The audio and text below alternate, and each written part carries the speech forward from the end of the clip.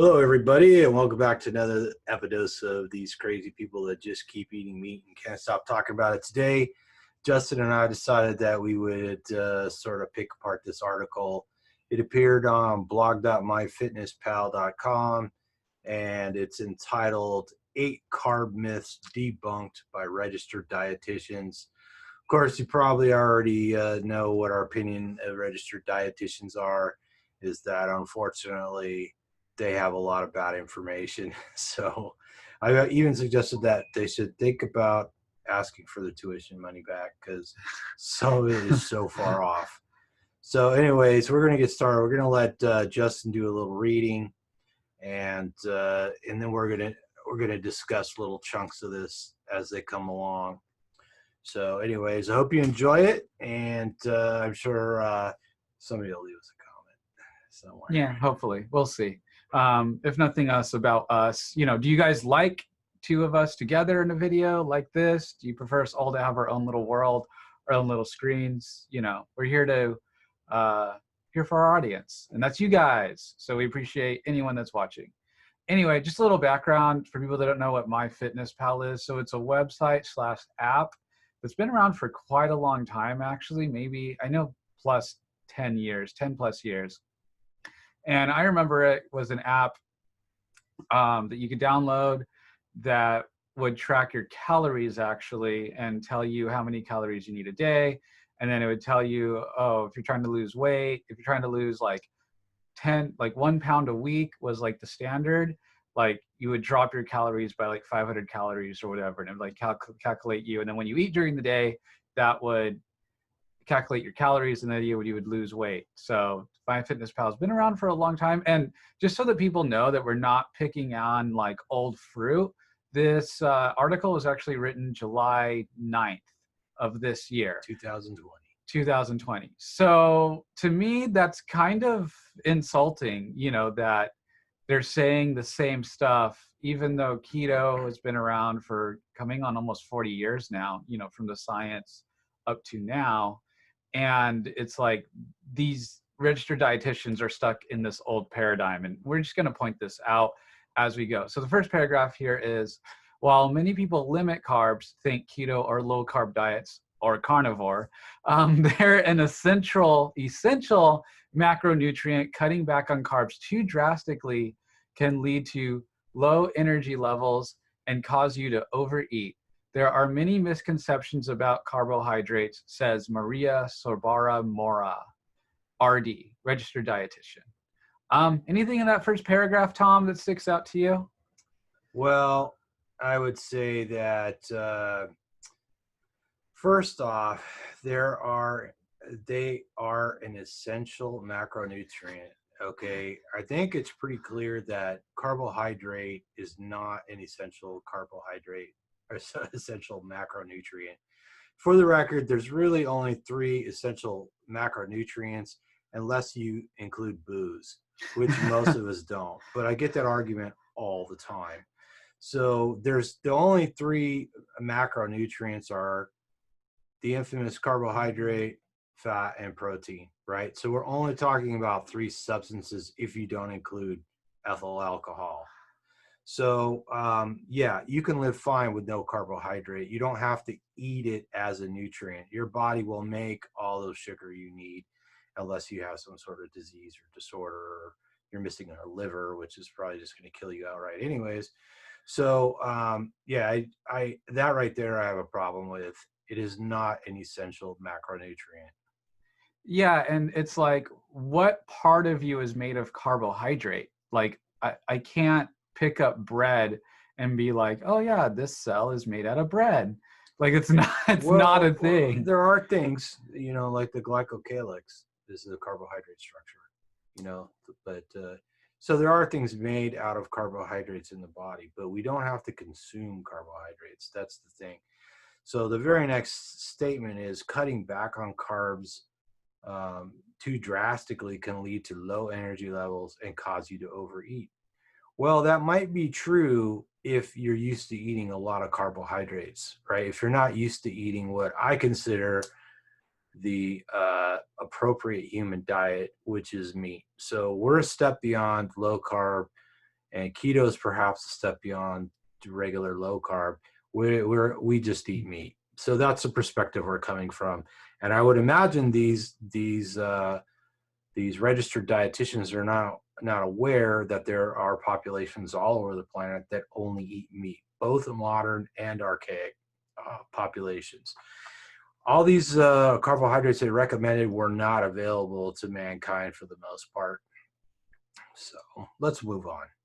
All right. Yeah. And, well, we'll get into it, but like, fat adaptation is the first thing that comes to my mind as being, low energy and cause you to overeat. Well, I mean, to me, it's like overeat what? Because if you've cut back on carbs, are you eating too many plants? Most people would be like, well, instead of having pizza, have a salad, And like, can you really overeat on plants? Well, yeah, you can, but maybe not the way that most people think about it. But yeah, the next paragraph is, in reality, carbs don't need to be the bad guy. When you prioritize healthy whole food sources of carbs, like whole grain bread, brown rice, and potatoes, you feel satiated thanks to the fiber content and possibly experience fewer cravings for sweets. Sorry, I can barely keep a straight face reading that paragraph. This whole it's all this wordplay. You really have to watch out when you read these articles for the wordplay. So whole food sources, like, what does that mean? Like, what is a whole food source? Yeah. Well, I'd say probably my last like 2,000 meals were all just steak, and there wasn't really any fiber in there. And I feel satisfied, quite satisfied. And I just want to say for the record, like I was just watching a video from Dr. Unwin, and he happened to mention he had the glycemic load for Basmati rice, which is a type of brown rice. It's very high. It's one serving of Basmati rice is equivalent to multiple teaspoons of table sugar. So why they think whole grains and brown rice and potatoes are so great is beyond me. I don't believe human beings evolved eating these foods. I don't believe they're available. So I don't think that we're properly adapted to eat them, particularly cereal grains. I think are bad. I think that in the end, we don't need the fiber. This is a myth, and perhaps the genesis of many problems for people. So I really highly recommend that people look into this and not just accept an article like this. Just because somebody's a registered dietitian doesn't mean that they got a good education, or that they're, even if the education was the same everywhere, that doesn't mean the information is correct. And I think that there is many quality studies out there that challenge this now. So I'm kind of surprised an article like this is out there as recently as this. Yeah, exactly. And, if you're full thanks to fiber content, I mean, we both had salad days, right, Tom? Where we were just like scarfing down these big ass salads. Did you ever feel full for more than an hour and a half after eating a salad? All that fiber, right? It was Right. tons of fiber. Right. Yeah. Yeah. Fiber in a lot of ways could be just viewed as an anti-nutrient because it just goes through you. You're not able to digest fiber. So cellulose, you can't digest cellulose. So a lot of the nutrients that are in the plant just pass through you. And along with it, a lot of water too. So moving on, nutrition pros. They're pros now, Tom. They're nutrition pros. We're just nutrition amateurs. They get paid for their advice. Right. Outline the things they wish everyone knew about carbohydrates, debunking some of the major myths in the process. So here we go. Myth number 1. Stuck over here. Yeah, let me get that for you. Sorry. Let us scroll. All right. No, myth number 1. Is that not working? What do you want to see? I need to scroll up. Scroll up. Oh, there we go. Now it's working. Okay. You can't lose weight while eating carbs. You've probably heard someone say they're cutting carbs to lose weight. Maybe you've even said it yourself, but registered dietitians want you to know that it's not the only way to lose weight. See, it just bugs me, the wordplay. First, they start with, you can't lose weight while eating carbs. Then they say it's not the only way to lose weight. I mean, duh. we nobody is running around saying that the only way to lose weight is to cut carbs. It's true that keto dieters who drastically cut carbs experience faster weight loss initially, says Samantha Cassidy, registered dietitian. However, this may be due to water weight loss, and you might regain the weight once you give up the strict eating style. Ooh, it's strict now. Mm. Um, Ultimately, studies show overall weight loss results from keto or low carb diets match other less restrictive plans. Oh man. Okay, I'll let you go first, Tom. Well, I mean, how much carbohydrate any one person can tolerate depends on that individual.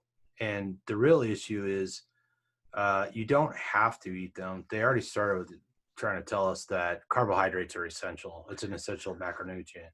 And we know for a fact that's not, because there's plenty of people that don't eat carbohydrates, period. Their body makes all the sugar they need. And one of the biggest problems in society, and it doesn't matter if you're talking about the United States or the Middle East or, you know, some island somewhere, is that people are eating too many carbohydrates. Their blood sugar is too high and their insulin's too high. And this causes all sorts of damage all over the body. Just look it up. Metabolic disorder, metabolic disease, type 2 diabetes is the most influential disease of our time.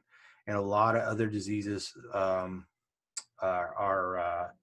are actually caused by that, because if you have diabetes long enough, it's going to give you heart disease. It's going to probably require amputations, probably cost you your eyesight. The medication and care for this is very expensive. People have to take insulin, they take drugs like metformin and other stuff. And all that is doing is trying to force your body to absorb more sugar, because the sugar in your bloodstream gets too high. And if it stays high, it'll kill you. So all these drugs and all this extra insulin is just trying to cram more sugar into the cells, and then the cells become less healthy. So I don't really know why they have such a love affair with carbohydrates. That's not to say that nobody could ever eat any carbohydrates. It's not to say that, you know, we can't tolerate some, but on the face of it, this is making it sound like if you don't eat carbohydrates, you're really missing out. And I don't feel like I'm missing out on anything when I don't eat carbohydrates. How about you?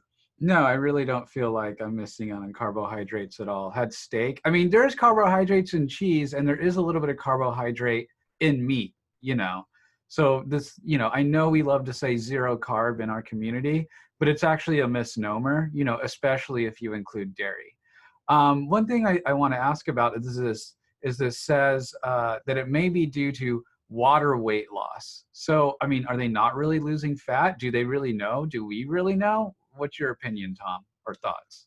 Well, you could experience some loss of water, particularly when you cut carbohydrates out and stuff like that. So your body will stop retaining as much water frequently. So that is part of the equation. But clearly, if you're losing body fat, you're losing body fat. And thousands of people have already done this. And many people do it successfully long term and are very happy to eat a low carb, ketogenic, or a carnivore diet. And then over here, talking about weight loss results from keto or low carb diets match other less restrictive plans. I mean, maybe, but I mean, depends on what they mean by match. You know, how much longer are they on the diet? Are they nutritionally healthy? What are their cravings like? You know, we have a yo-yo dieting epidemic in our nation, you know, and many people are nutrient deficient in vitamin B, in V vitamins, in amino acids. I mean, there's many people that have lost weight but are still sick, or have lost the weight and then they get diabetes, you know. So I don't know what this lady's talking about. Yeah, so I guess it is sort of a problem that everybody's just solely focused on weight loss. I mean, we all want to look good and feel good, and people tend to feel better about themselves when they're less fat. I mean, fat shaming is still a thing in our society. Being fat, you know, is hard on people's self-esteem. But you know, articles like this are so intensely focused on weight loss, and not talking about things like having normal blood sugar and having normal insulin levels. good A1C scores and stuff like that, which are far more important. Fatty liver syndrome, especially non-alcoholic fatty liver syndrome is one of the most common diseases out there. So these are all important, and they're not really discussing any of that. And carbohydrates are clearly causing the bulk of the damage in that area. Next paragraph. What's more, including carbs in weight loss plans is often more sustainable. Many of my clients have tried cutting carbs to lose weight, but they feel better and get more joy and satisfaction from eating when they include carbs in a healthy way, says Cassidy. That means mostly choosing the healthier complex carbs and matching portion sizes to your needs. Oh man. So, I mean, I don't know. I mean, again, this language, it drives me nuts. So more sustainable, like by what measure? You know what I mean? Like, I feel like it's so much easier to not eat something than to eat it. And what about people with eating disorders? I mean, the carnivore community or the carnivore diet seems to be amazing for people with disordered eating, whether that's eating too little or eating too much. And it's because they feel nutriently full, not just physically full, but their cells feel full, And so I just don't know how that could be possible to like including it is easier to keep up with limiting yourself, even though you know that the food is okay, but it's really not, like how much ice cream is an amazing, perfectly healthy amount of ice cream to eat. That's really, really hard for a lot of people. And that's why a lot of people fail at dieting is because they get all mixed up. We're a lot more black and white than we think we are. If we can just make it, I'm not eating that, it's so much easier, in my opinion, to stick to something rather than, oh, I only eat that on Tuesdays, or I went to the gym for an hour and a half so I can have a donut with dinner or breakfast the next morning. Like just all the mind games you have to play to keep the carbs in. Do you have any thoughts, Tom? Yeah, well, I like to hammer this one on the sustainability suggestion right there.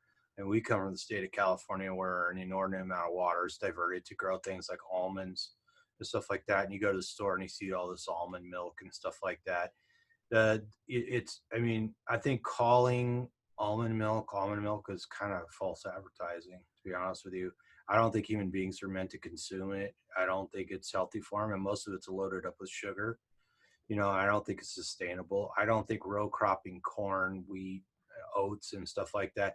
I mean, this page is full of pictures of bananas on whole grain toast, with jelly and stuff on it, and all that row cropping and stuff. That's not sustainable. None of the foods that we're talking about are sustainable. The true sustainable agriculture is putting animals back on the land like they were back. I mean, we all know millions of buffalo roamed around the North American plain, and there was no problem with CO2. Okay, lots and lots of people could feed off of herds like that. And now in modern times, when they're well managed, and you have a wide diversity of animals moving around on the land, then the plants sustain themselves. We reduce desertification, and we prevent a lot of the ecological disasters just by letting nature do what nature's supposed to do, not dumping a bunch of liquid nitrogen fertilizer on the land that took a giant factory that consumed an amazing amount of energy to create, not by dumping a bunch of pesticides and herbicides. I know these people that want to eat all this fantastic fruits and vegetables, they don't think about all the life that was destroyed to bring that to market, because it's not natural. None of these foods that they're showing here are the foods that nature created. They're all Frankenstein foods created by mankind, grown in unnatural conditions that destroy the planet. So we need to be moving towards sustainable animal husbandry and sustainable crops if you want to eat food, and not this artificial stuff that they present as natural, because it's just not natural. I mean, the next step beyond this is going to be meat grown in a vat and fake meats made out of soybeans and beet juice and stuff like that, with these horrendous chemical concoctions. They don't even claim it's healthy. They're just trying to sell it to you, saying it's better for you somehow in making you feel better that you're eating it instead of meat. So it's just a ridiculous sort of cycle of it, of it chasing its own tail. Yeah, totally.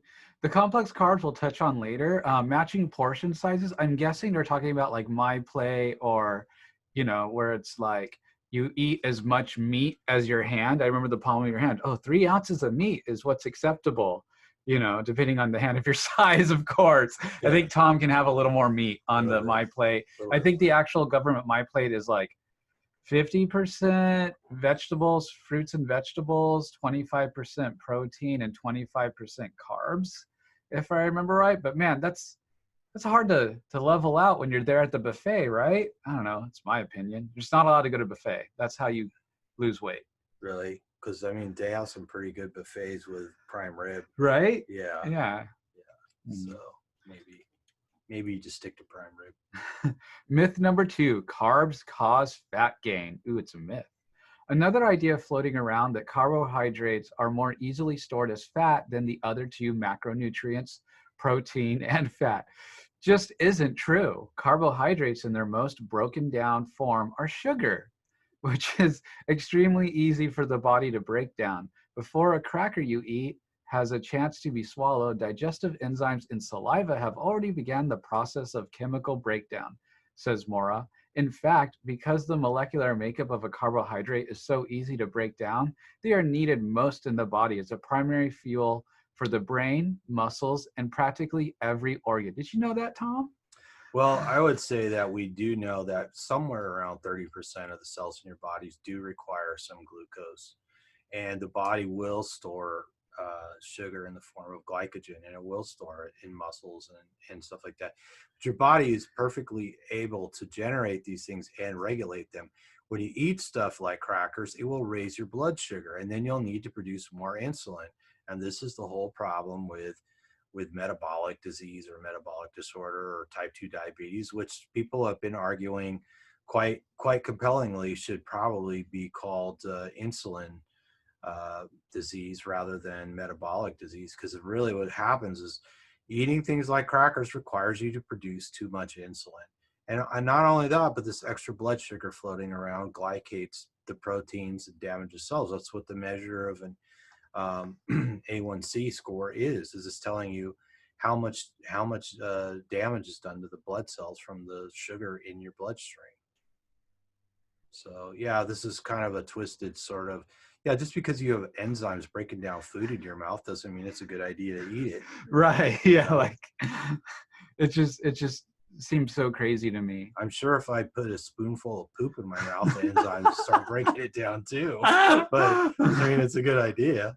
Yeah, and I'm sure there's enzymes produced when we eat our meat too, like a steak. Like I salivate when I think about a steak. I'm salivating thinking about our ribs that are being smoked right now. Yeah, I hear you.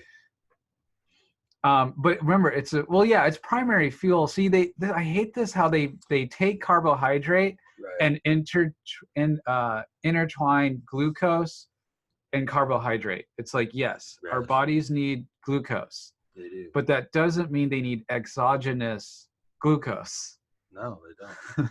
Well, and I could say too, back to the alcohol thing, if I drink a glass of whiskey, my body's going to preferentially want to burn off that alcohol. It will turn ethyl alcohol into other compounds that are less toxic and then try and burn them as fuel as fast as possible because it's toxic. Same thing. Your blood sugar gets too high, your body tries to preferentially burn off that sugar.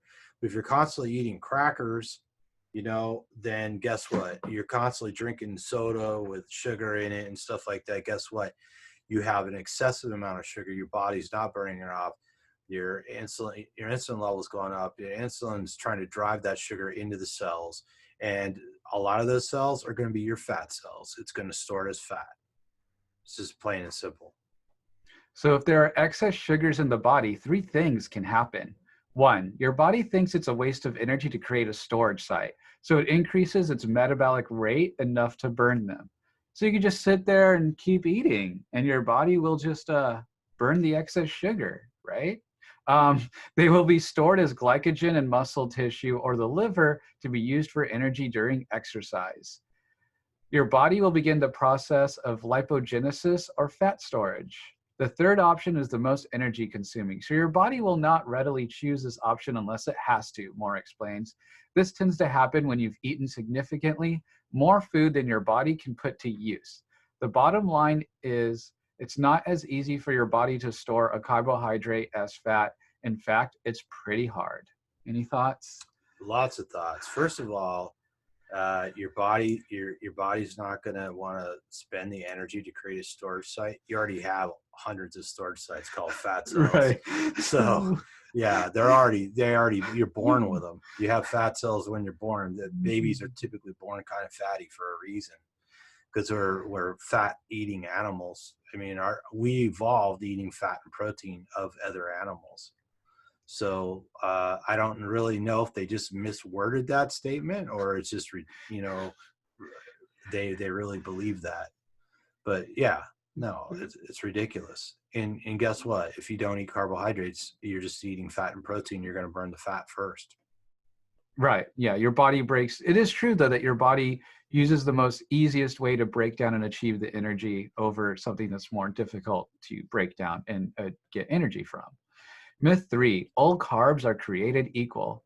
A lot of people think of bread and pasta when they think of carbs, but carbs come in many forms, and some are more healthful than others, says Cassidy. Often when someone is cutting carbs, they really mean removing the aforementioned foods from their diet, so bread and pasta. But pulses, beans, legumes and peas, yogurt and milk, fruit and veggies, and whole grains all contain varying amounts of carbohydrate. True. Cassidy points out, while it's a good idea to limit overly processed carbs such as white bread and desserts, studies link consumption of wholesome carbs with healthier and longer lives. So yeah, any thoughts, Tom? Yeah, I would imagine if you ate beans and whole grains, you'd live longer than if you drank soda and cake all the time. You probably would. Your teeth might even last a little longer. But I believe that, like I said earlier, that meat is our food. It's a species appropriate food, and that you're not going to live longer on pulses and whole grains, to be honest with you. Yeah. One thing they never talk about are the anti-nutrients in the plant foods. Essentially, most of the plants we eat are plants that we bred to be less toxic, but they're all pretty much still toxic. All wild potatoes are toxic. Almost all tubers are toxic and have to be detoxified. The same thing of beans, legumes, peas. And how do they think we evolved eating yogurt? Were we out milking camels and making yogurt a million years ago? Of course not. So all these foods that they're talking about have really only been available in quantity in the last few thousand years, and does not enough time to evolve to eat them. So this is all ridiculous stuff that was based on the idea that animal fat was causing heart attacks, something that started around 1900 and gradually got worse for a while. And people are just jumping to conclusions. We've all heard about Ansel Keys and stuff like that, and the healthy heart hypothesis and stuff. And since then, science hasn't managed to prove that any of that is correct. And when we look at the hard sciences, like archaeology and anthropology and stuff, we find that we were not eating hardly any of this stuff because it just wasn't available. You would also keep you living along in a better life if you take that medication right there on the side, Stigulagen. I don't even know what that's for. Never heard of it, yeah. But look at the ad space. I just wanted to take a second to point that out. Just does that influence the article? Of course not, right, Tom? Right. But, like a lot of TV commercials we see for medications, you need them because you have high blood sugar, or you're trying to get your A1C down, or you've got an autoimmune disease like arthritis, psoriasis, lupus, type 1 diabetes, and you need all these exotic pharmaceuticals to help control the symptoms, when there's a good chance it's just caused by what you're eating. Right. Myth number 4, cutting carbs means you'll burn more fat. Another common reason people cut carbs when they're trying to lose weight is the idea they'll become a fat adapted. Ooh, it's just an idea, Tom. Just an idea. Just an idea. It's a theory. No one's proven it or anything. And burn more fat as a result. It's true your body can run on a mostly fat diet, but that doesn't necessarily mean you're burning more body fat, explains Liz. Not going to try and pronounce that. I want to reassure everyone the body is most often burning fat for fuel, she says. In gaps between meals and during everyday activities, fat is being burned, and this process is actually more efficient if the cells have stored a little bit of fuel from carbohydrates called glycogen. If glucose, sugar from carbohydrates, is not available for this process, she adds, the body breaks down protein instead of fat to create it, which is inefficient. Thus, if you want to burn body fat, having at least some carbohydrates in your diet is ideal from a physiological perspective. That Uh, just, no, and I'd say if you're eating sufficient protein, who cares? Because actually, things like glycogen and glucose, the body will make on as it needs it if you just eat fat and protein, which would be like a steak or, ground beef or something like that. Whereas if you're eating these carbohydrates, if you eat an excessive amount, you're going to raise your blood sugar and you're going to start all these problems. So you don't need to, like, if I don't eat any carbohydrates, I have plenty of glucose and glycogen stored in my muscles and my livers. You can come to the gym with me and lift weights if you have any doubts. And I don't need any of that. And protein is actually the last thing turned into fat. It may be more frequently turned into sugar, in the form of glycogen or glucose, but it only converts into fat as a last resort, right? And a primary reason for eating protein is because we're built out of protein. You know, like half our bones are made out of protein, or what's known as extracellular matrix. Our muscles are made out of protein, our skin's made out of protein, and so on and so forth. And so you want to eat sufficient amounts of protein, but eating protein isn't going to drive up your blood sugar like eating carbohydrates is. In fact, there's little evidence that eating an excessive amount of protein even drives up your blood sugar. But you just have to eat a little tiny bit too much carbohydrate. And like they said, these carbohydrates are all over the place when it comes to raising blood sugar. Take a look at the glycemic load or glycemic index, and you'll be surprised the kind of foods that they might even mention in this article are equivalent to just eating spoonful after spoonful of freaking sugar, table sugar. right. And in several times in this article, they've equated carbohydrates with sugar actually in it. So it's like essential sugar, but this is carbohydrates, but these are whole grain, but these are, you know what I mean? It's all this wordplay, just kind of bouncing back and forth. Yeah, all carbohydrates are sugar. Some carbohydrates we don't break down in our body, like cellulose, which is the job of animals like termites. And we're certainly not termites. No, we're not. We shouldn't have any termites in us either.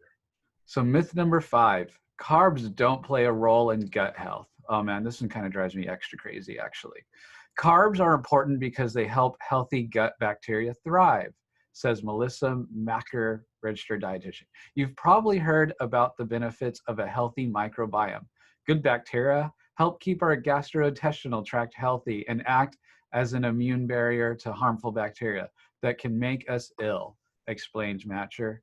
Fiber, which is found in carbohydrates, plays a key role in feeding these gut bacteria. Carbohydrates that can help feed our microbiome include whole grains, fruits, beans, and vegetables. I just want to mention this right here. The reason why this one drives me extra crazy is because I used to spend like $60 a month on probiotics. And Good like, for you. so what an investment. right? And just like so concerned, like, oh man, all your health is due to your microbiome. Like you gotta, but like I wasn't testing. Nobody knows what the hell a microbiome, a healthy microbiome is.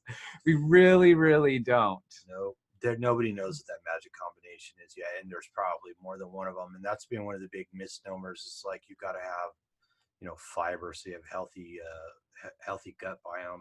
Ask anybody who suffered from, diverticulosis or, Crohn's disease or whatever, who's on a carnivore diet thriving after years of suffering. And they'll tell you, yeah, you know what? Not putting plants in my colon is changed my life.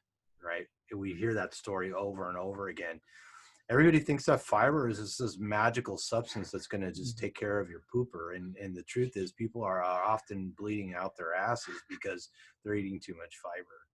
So we've heard that story how many times? Yeah, several times. Many, many times. So, and quite a few people we know have resolved multi-decade problems by just cutting it out. I mean, they'll tell us they got it. The doctor said, avoid meat and eat lots of vegetables, and it just made it worse. And they stopped eating all fruits and vegetables, and it got better on its own, right? So, yeah, if you're getting some advice that's not working, you might go try another doctor or something. Yeah, just a tip, if anyone starts telling you about your microbiome, this lady writing this doesn't know anybody that's going to read this. Right. They've done no tests. They know nothing about their genetic or bacteria makeup in their body, gut, what have you. So, like, how do they know? Really, how do they know? I could see, like, you took some antibiotics or whatever and wiped out some of your gut biome. Putting it back in could help. You got SIBO. You might need some help there and stuff like that. But if you have to take, these microbiotics regularly, you're taking stuff like that regularly. If you need it regularly, something is seriously wrong. Because and if it, like you said, if anybody tells you they know exactly what it should like, or you need this or you need that, and they haven't tested you, they haven't, they're not a medical expert that's done tests on you, then it's probably all a bunch of BS. Yeah. So when you read all these studies on microbiome, you realize, like, just they're groping in the dark. Nobody really knows what the hell's going on.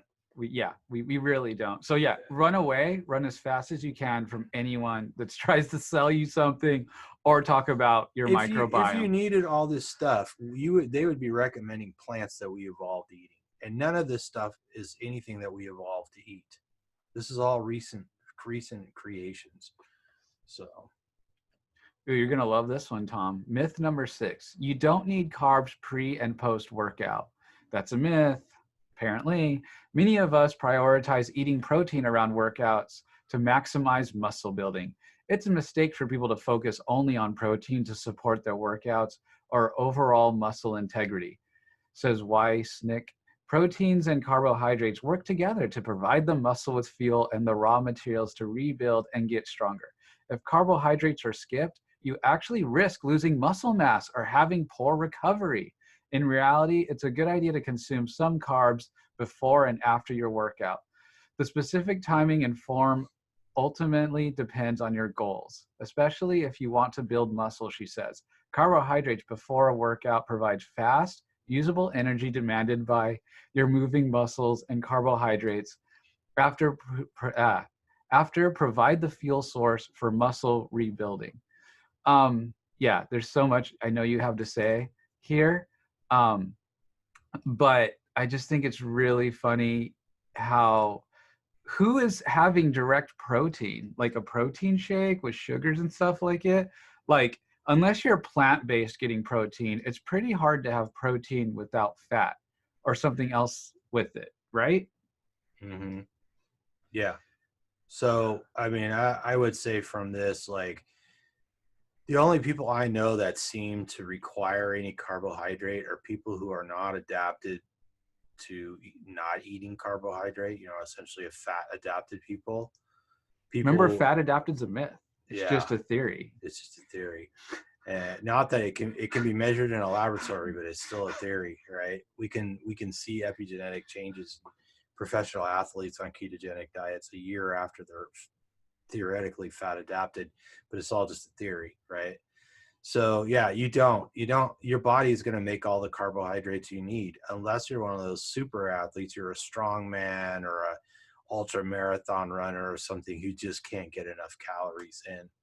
Your average person seems to do fine. So anytime you drastically change your diet, if you got off the standard American diet and suddenly just ate low carb or keto or carnivore, you might have some stomach issues for a little while, but you should adjust to it and then you should be feeling better. If you're not, you're not. But thousands and thousands of people have already done it and already proved that this isn't it. People like myself are, 10 years older than they were when they set their PRs, recovered from arthritis, and all kinds of other issues, and stronger than ever. And I don't know that I've ever read a study that showed that carbohydrates had any real role in building muscle. Muscle is built out of protein, and there's all kinds of things that are not available in the plant world that are only available in meat, and primarily in ruminant meat like beef, like carnosine and creatine and leucine in particular. You want to have leucine in there. So unless you want to eat it, get some artificial source for those things, you want to just be eating meat. Meat's where it's at. Yeah. And so when it says skipping it can risk losing muscle mass or having poor recovery, are you saying that's people that haven't been fat adapted, or is that just BS, like top to bottom? As far as losing muscle mass, I think that's complete BS. You can increase muscle volume by cramming sugar in there, and you could probably replenish glycogen faster if you ate garbage. But the thing is, overnight, like that, the average person who goes to the gym works out an hour, half an hour, 2 hours, and then the next day they go to the gym, their body's already replenished their glycogen stores without eating any carbohydrates. As long as you eat a sufficient amount of meat, you're good to go. It's more important to figure out, what kind of fat to protein ratio you get your best performance on. But you don't, it's not really that crucial for most of us because we're not competitive athletes. We just want to be healthy and strong and enjoy our time at the gym or whatever, right? Yeah, and I think this harkens back to a conversation me and you had earlier where it's like there's a difference between looking strong and being strong. Yeah, so, bodybuilders who get up on stage and flex and look all cut and ripped and everything use a slightly different strategy than people that are lifting for strength. But most bodybuilders, they will dirty bulk and stuff like that and eat a bunch of garbage and stuff like that, and then try and cut weight and dehydrate and everything to look good on stage. But that's all an art form that and it's really not healthy. Like it's they not end really, up, well, they'll tell you they don't feel good. yeah. So I know a guy, not real well, but I know a guy from the gym, like 26, and had a freaking heart attack at a show.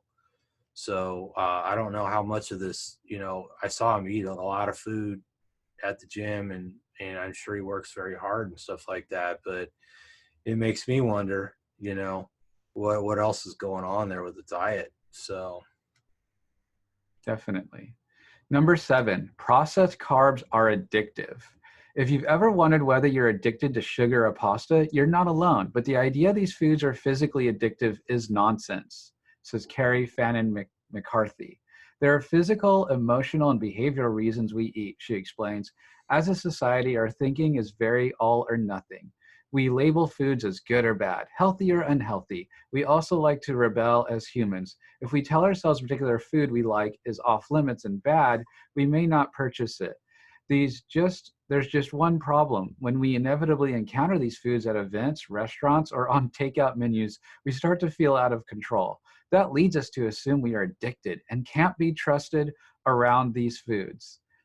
That is not because of something in the food itself, McCarthy explains. Rather, it's about the power we have given our thoughts about the food. If you feel this way about carbs, McCarthy recommends looking into a process called habituation, which is often referred to in intuitive eating. Essentially, make foods you're hung up on available in your house and don't avoid them in social situations. Instead, aim to enjoy everything in moderation. When we have these foods around, we know they're here.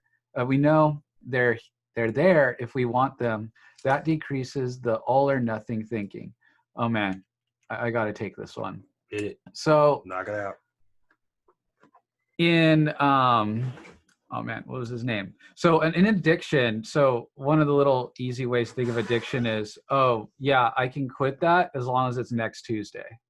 Meaning like you just want to keep like eating it again and again, or whatever the addictive substance is, whether it be drugs or alcohol, Right. and so it's like, what measure of addiction is like physically addiction? I mean, there are brain changes with sugar that are similar to other stimulants, methamphetamine, etc. You know, um, your body does feel worse when you get off the sugar and carbohydrates, which again are practically the same thing. And all this thinking about black and white, I mean, yeah, I mean, because we know what's healthy or unhealthy. But I feel like it's deeper than that. It's like, when I see carbohydrates or food, someone that comes from having chronic migraines, like, I know that food's going to make me sick.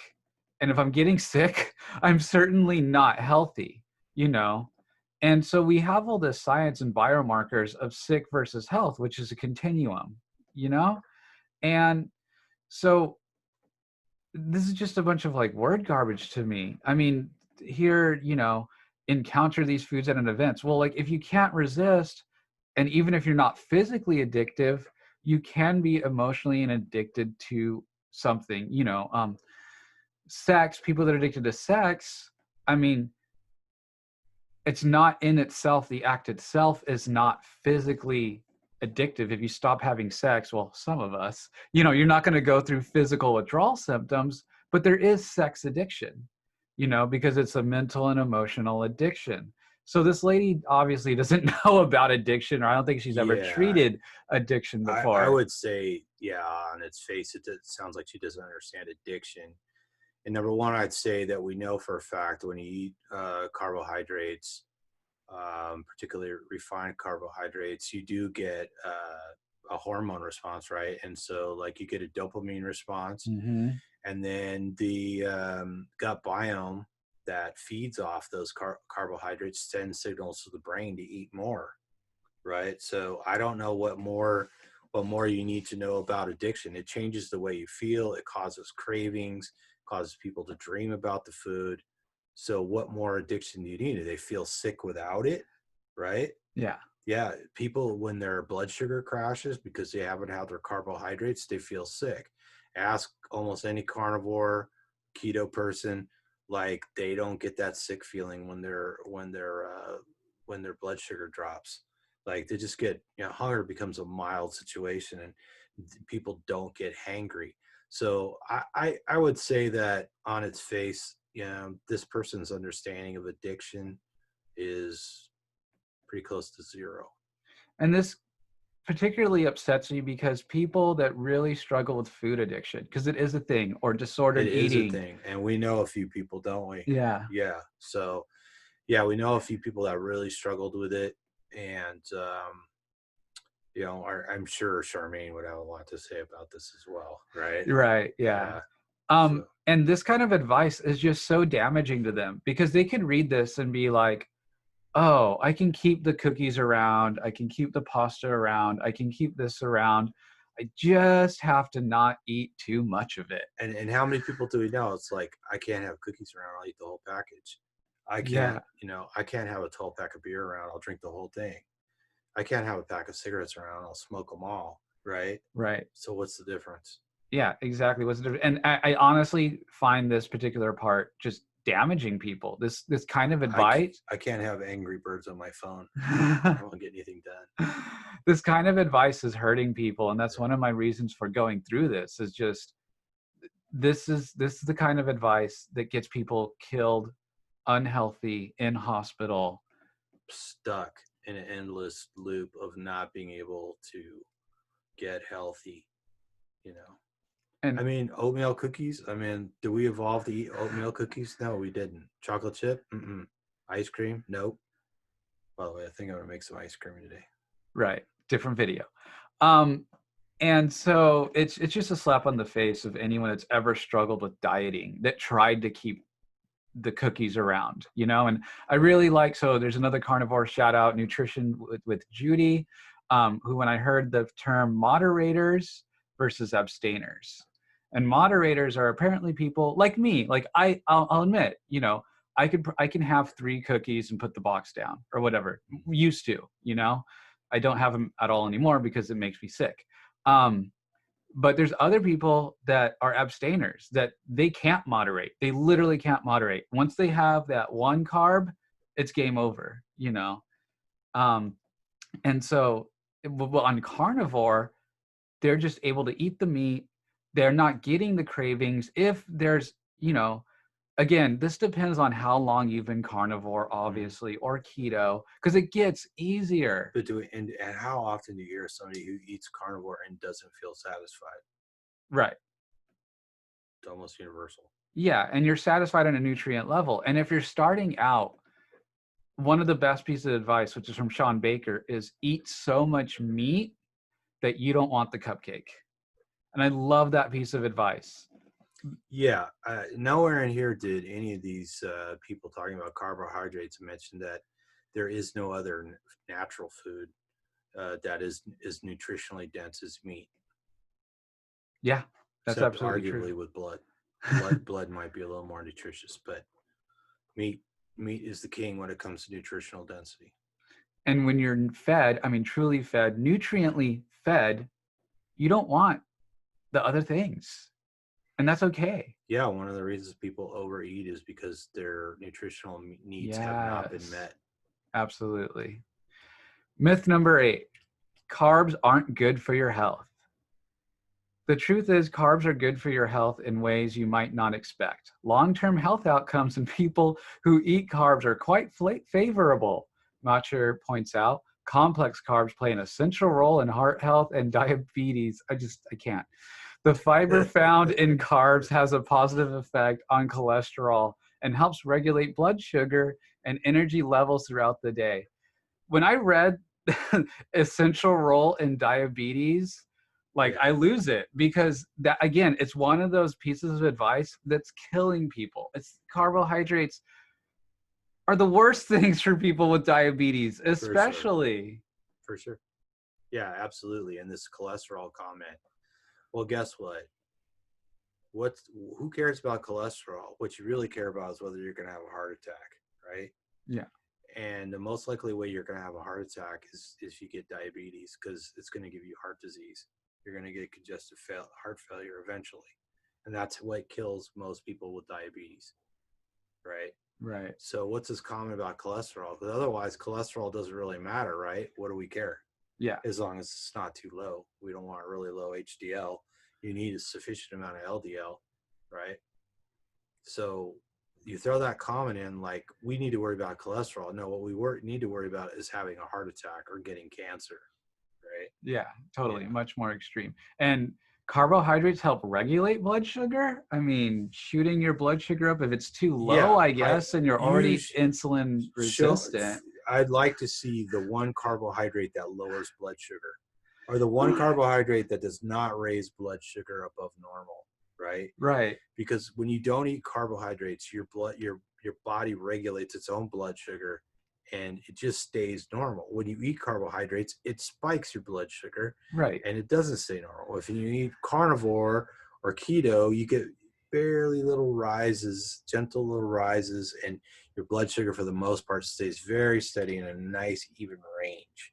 When you eat carbohydrates, it goes up, get a bunch of insulin, goes down, eat some more carbohydrates, goes back up, your pancreas squeezes out some more insulin, it goes down, and that's the blood sugar roller coaster.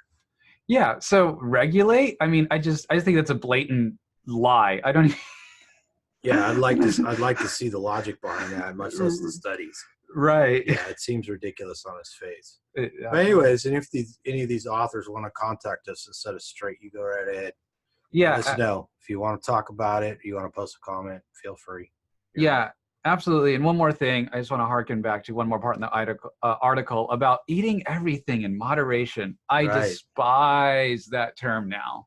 Right. I think I despised it before because it doesn't mean anything. It's essentially completely empty. Yeah, just eat a balanced diet.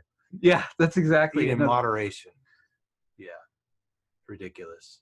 Just eat meat, feel better.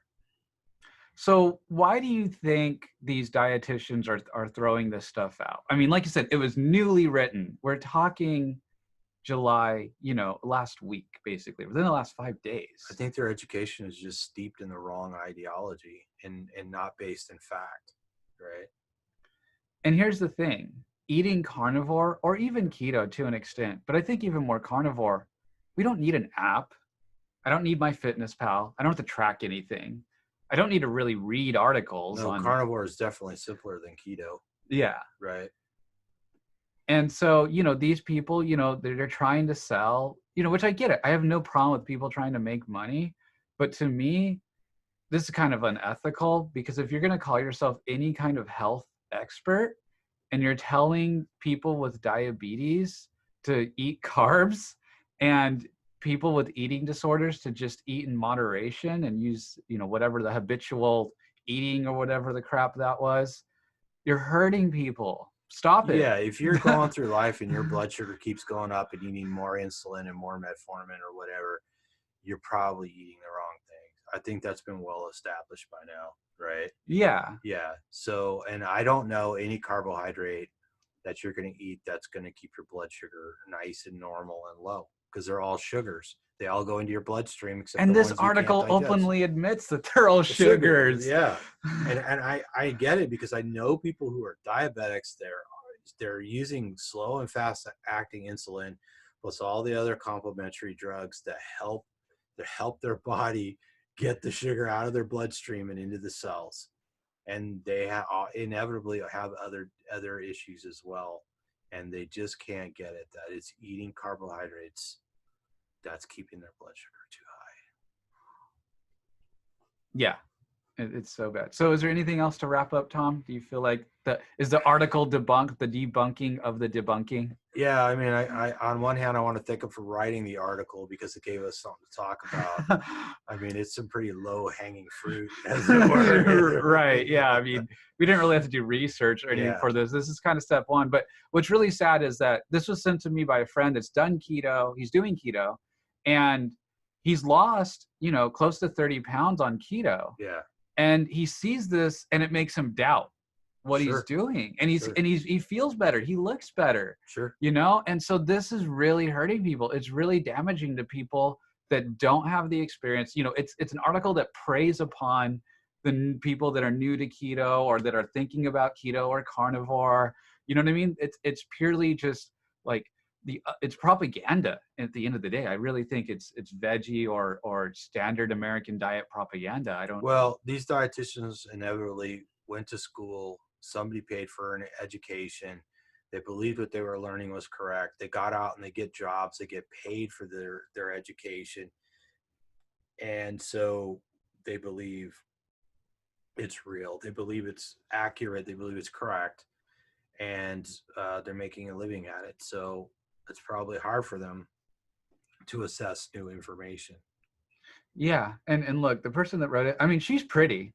I mean, yeah, she's pretty, but I mean, she's also very young. I mean, she looks like she's 27 tops? Sure. And so it's like, well, what's her health? What is she eating every day? How many carbs is she having? How many pieces of cake does she have? Right. Does she? What's her insulin levels? Does she get a cup of tea and a Schnitzengruben on the way to the office in the morning? We'll never know. But yeah, I don't know. In youth, that's one of the first things expended by the wrong diet, right? Yeah. So. Oh, I know that firsthand. Absolutely. Right.